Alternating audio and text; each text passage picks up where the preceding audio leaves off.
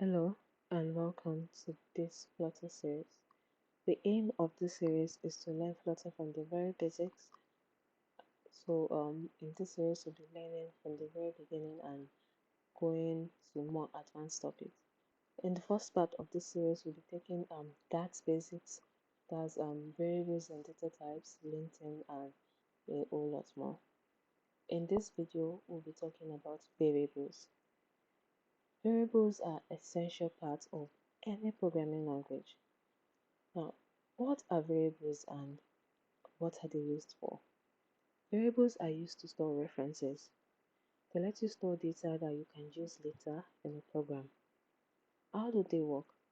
Now, let's think of a scenario where you are moving and you have to pack your things. And as you pack, you put those things in boxes and you label them. So when you're unpacking, you know where you kept your things, like your clothes or your book, for example. In programming, this means you have just created a variable because a book in a box named books can be easily found and used later. Let's focus on a box named clothes. The name clothes indicates that only clothes will go inside this box. If you put any other thing inside this box, it ruins the purpose of you arranging your things. In this box, you only put clothes, not clothes, not books, just clothes. Now, this section in programming can be called data types. Now, data types are used to define the type or the kind of data a variable can store.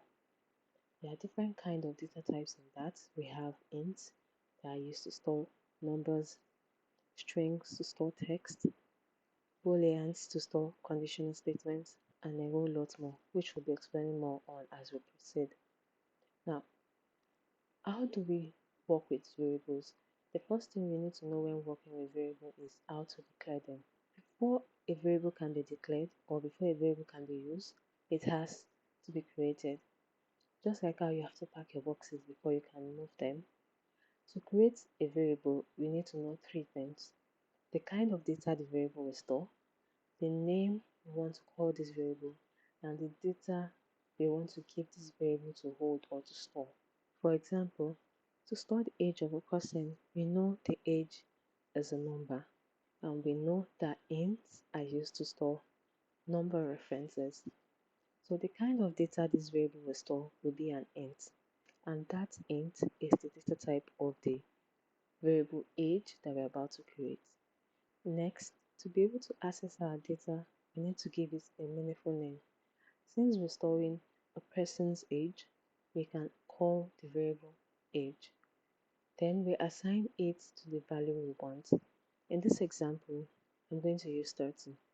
Now, the most interesting thing about that variable is that once you declare that a variable will be storing a particular type of data for the first time, you don't need to declare it for the second time. Now, what do I mean by this? For instance, I want to change the value of age.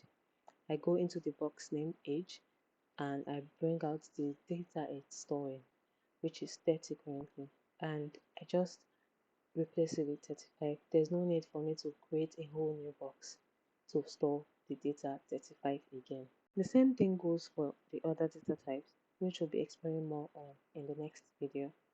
I hope you were able to learn a thing or two from this series or from this video. Thank you and see you in the next video.